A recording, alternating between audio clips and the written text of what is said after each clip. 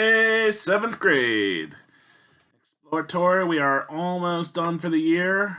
You have this lesson on Roman numerals, and that will be it. Okay, so you have to watch this video today, and then you'll have one assignment next week, one activity, and you will be done for quarter four. You'll be done for 2019-2020 school year. Hopefully you all move on to eighth grade and have a wonderful year next year, okay? And I hope to see some of you in my classroom for Latin, full-fledged regular Latin. Looks like it's a really good group of kids that are going to be there next year, so I'm excited about that. Okay, let's move on. What I'd like you to do is pull up the Roman numerals and numbers document that I shared with you. It's an informational sheet. At the top it says Roman numerals and numbers. It's a PDF. It's in the stream. So open that up. All right, as you can see, and many of you know this from early in elementary school, you probably went over Roman numerals at some point.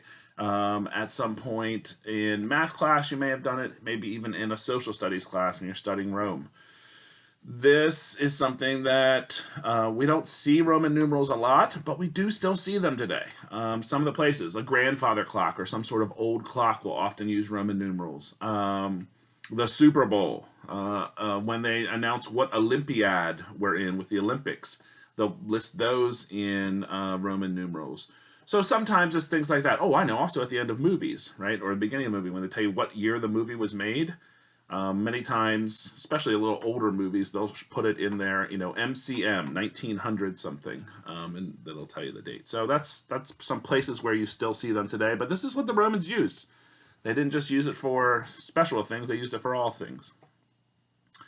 So you can see here on the document I have Roman numerals in the first column. The second column is Arabic numeral, which is just the word for the kind of numerals that we use. And then the English word for those, okay? Go down just a little bit, and you see there the rules for Roman numerals. If a smaller numeral is to the right of a larger numeral, we're going to add them together. So if we have an I beside an I, that's 1 plus 1, that's going to be 2. We have an I, if we have a V and then an I, that's going to be 5.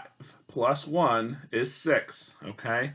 And so you can go through and see that that's really what it is. I will also post another video up there of somebody else talking about this so that you can see somebody else's perspective that can kind of show you some of the images as they go along.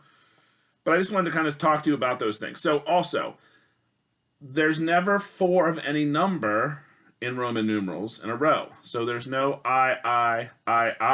What they do instead is they use a lower number before a bigger number, and that makes that number basically a negative number because they're still adding the numbers. But when you add with a negative number, you know from math class, that's subtraction.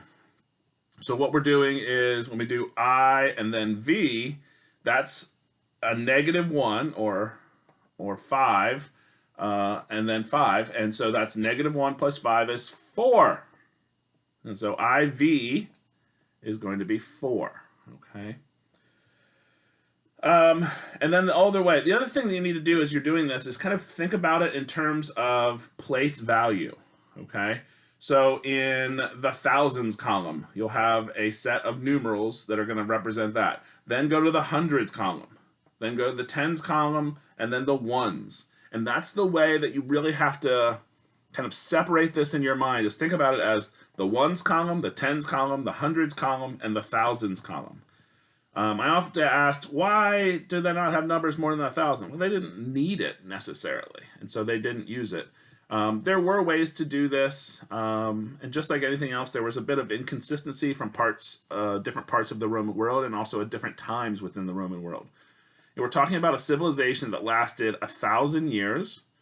We're talking about a civilization that started off as a small village off the Tiber River and grew to be this enormous empire, almost the size of modern-day Europe, including the Mediterranean, all of the Mediterranean Sea.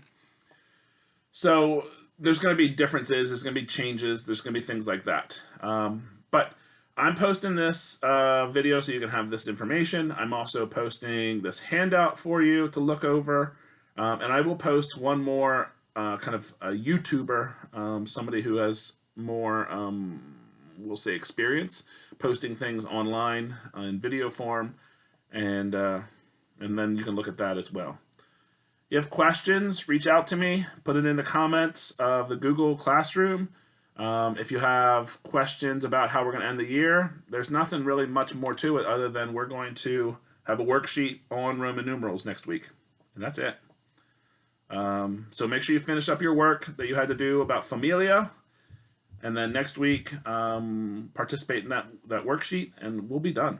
So hopefully we will beat this virus. Coronavirus delendus est.